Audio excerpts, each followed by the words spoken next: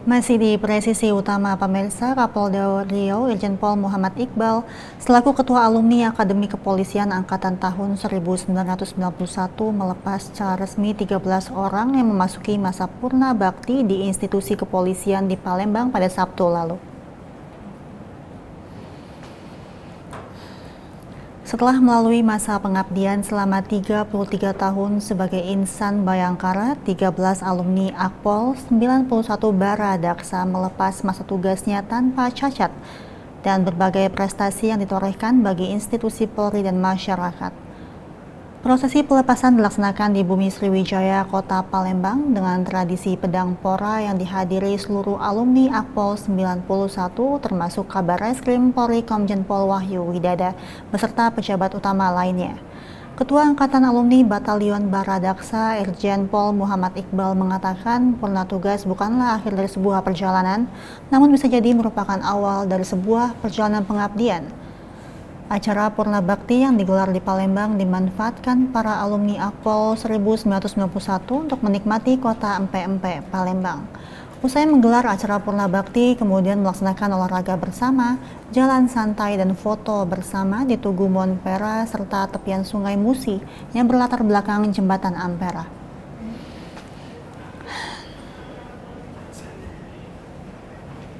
Beralih ke informasi lainnya, pemirsa, untuk mengetahui pantauan arus lalu lintas sore hari ini, berikut laporan Brigadir Satria, petugas NTMC Korlantas Polri dari MT Haryono, Jakarta Selatan. Ya baik, terima kasih.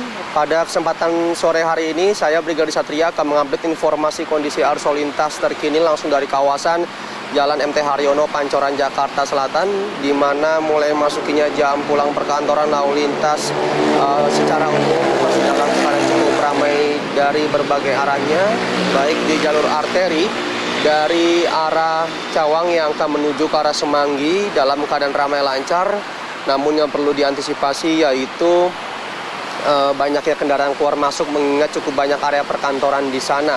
Sementara berbeda halnya untuk kendaraan dari arah sebaliknya, dari arah Semanggi atau Kuningan di jalur arterinya yang akan menuju ke arah Cawang ataupun yang akan menuju ke arah Kalimalang pada sore hari ini juga nampak cukup padat. Kecepatan kendaraan hanya dapat dipacu berkisar 40 hingga 50 km per jam agar para pengendara dapat tetap menjaga jarak aman kendaraan Anda dengan kendaraan lainnya, mengingat cukup banyak titik pertemuan arus kendaraan yang perlu Anda antisipasi. Sementara untuk situasi kendaraan di tol dalam kota dari arah Cawang yang akan menuju ke arah Semanggi dalam keadaan relatif normal, sama halnya untuk kendaraan dari arah Semanggi atau Selipi di tol dalam kota yang akan menuju ke arah Cawang mulai mengalami peningkatan volume arus kendaraan di sana. Walaupun lalu lintas memang cenderung padat di jalur tersebut, kami himbau kepada Anda para pengendara agar tidak menggunakan bahu jalan dikarenakan bahu jalan hanya diperuntukkan untuk keadaan yang darurat. Selain itu juga perlu kami informasikan untuk penerapan ganjil genap di sesi kedua pada sore ini yang akan berlangsung hingga pukul 9 malam nanti juga mulai berlangsung, di mana hari ini hanya kendaraan berplat nomor genap yang dapat melintas, sementara kendaraan berplat nomor ganjil dipersilakan menggunakan jalur alternatif lain sesuai dengan tujuan Anda. Selain itu juga informasi dari BMKG untuk kawasan DKI Jakarta dan juga sekitarnya pada malam hari nanti akan turun hujan dengan intensitas beragam. Kami himbau terkhususnya untuk pengendara sepeda motor agar saat hujan turun tidak berteduh di bawah flyover maupun underpass karena hal tersebut kerap kali menyebabkan kemacetan lalu lintas, dan juga menghindari penggunaan jas hujan jenis ponco karena hal tersebut kerap kali menyebabkan kecelakaan. Dan untuk informasi lengkapnya silakan hubungi call center kami di 15669 dan juga melalui SMS center kami di 9119. Stop pelanggaran, stop kecelakaan, keselamatan untuk kemanusiaan, untuk Indonesia lebih tertib. Demikian informasi dapat kami sampaikan langsung dari kawasan MT Haryono, Pancoran, Jakarta Selatan. Semoga bermanfaat, selamat beraktivitas, dan salam presisi. Keinformasi lainnya, pemirsa, dalam rangka meningkatkan pelayanan terhadap masyarakat, Satuan Lalu Lintas Polres Muna, Polda Sulawesi Tenggara memberikan program pelayanan SIM delivery dengan kriteria bila terjadi gangguan jaringan dan pemohon SIM masih berada di wilayah hukum Polres Muna.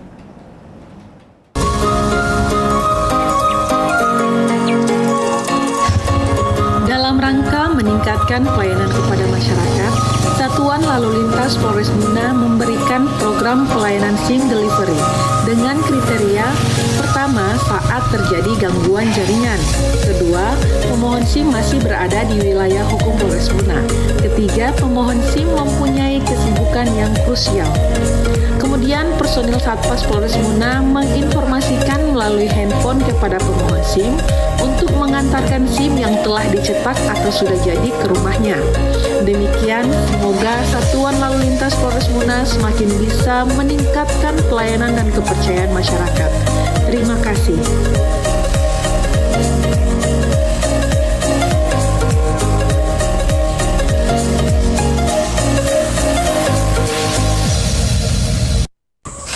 Bu, saya dari Satlantas Polres Muna akan membawakan SIM-nya. Terima kasih atas pelayanan SIM.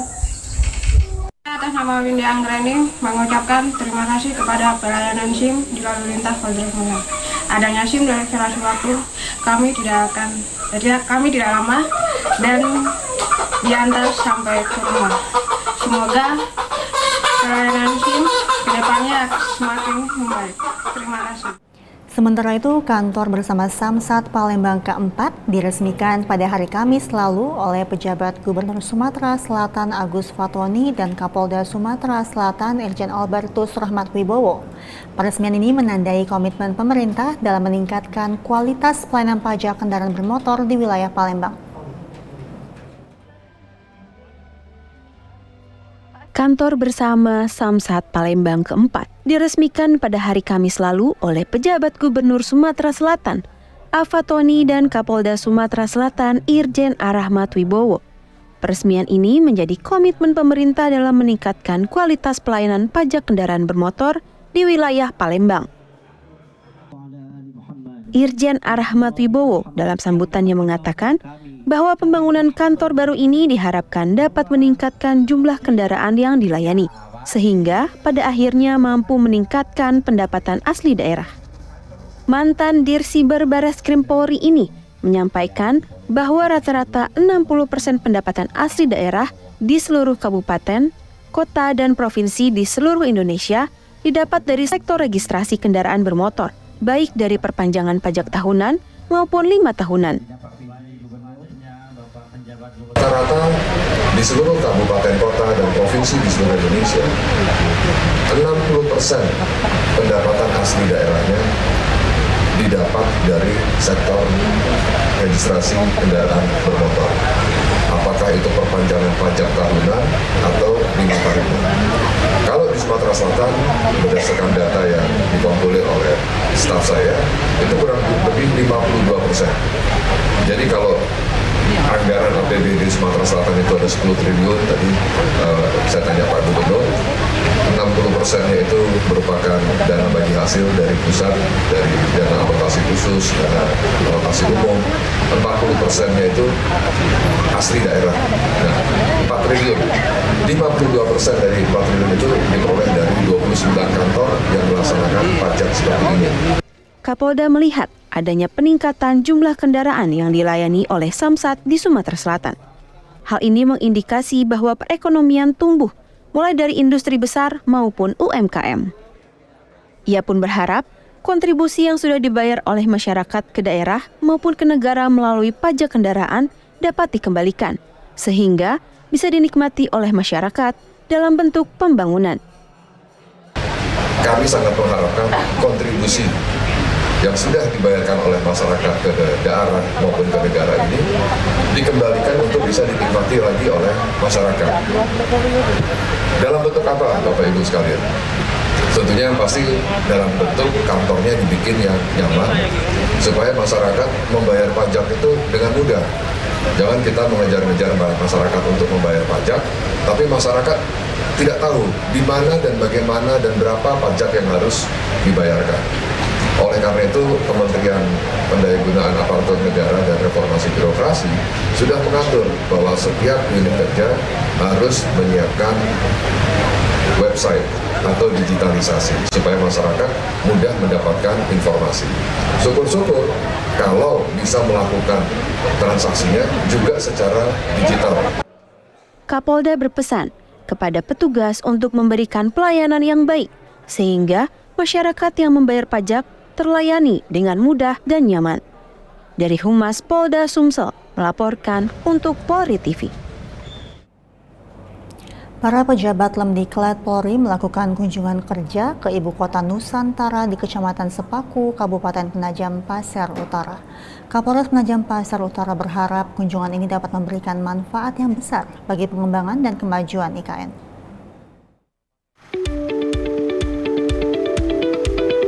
Kapolres Penajam Pasir Utara, AKBP Supriyanto, menyambut kedatangan para pejabat Lemdiklat Polri dalam kunjungan kerja ke Ibu Kota Nusantara atau IKN yang terletak di Kecamatan Sepaku, Kabupaten Penajam Pasir Utara, Kalimantan Timur. Rombongan pejabat Lemdiklat Polri tiba di Plaza Seremoni disambut oleh Kapolres beserta jajaran Polres Penajam Pasir Utara. Dalam sambutannya, AKBP Supriyanto menyampaikan ucapan terima kasih atas kehadiran para pejabat Lemdiklat Polri dalam rangka meninjau pembangunan IKN. Kapolres sangat mengapresiasi kunjungan kerja dari para pejabat Lemdiklat Polri ke IKN dan berharap kunjungan ini dapat memberikan manfaat yang besar bagi pengembangan dan kemajuan IKN. Kedatangan para pejabat Lemdiklat Polri ini merupakan bagian dari upaya untuk memantau dan mendukung pembangunan Ibu Kota Nusantara sebagai salah satu proyek strategis nasional. Dari Polres Penajam Pasir Utara melaporkan untuk Polri TV.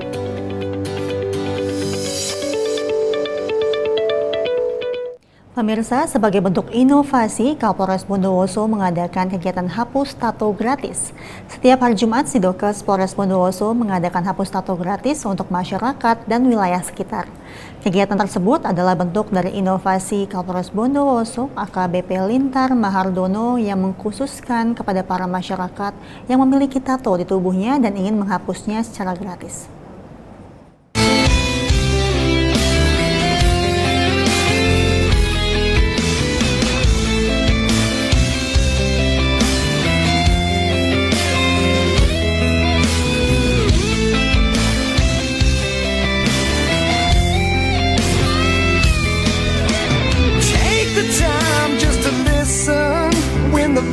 Screaming up much too loud.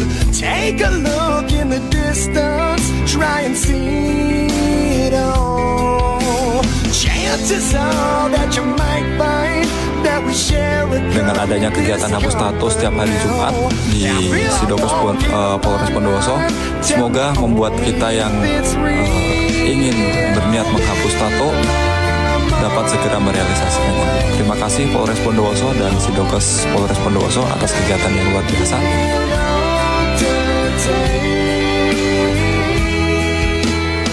Pemirsa, kami akan segera kembali usai jeda berikut ini.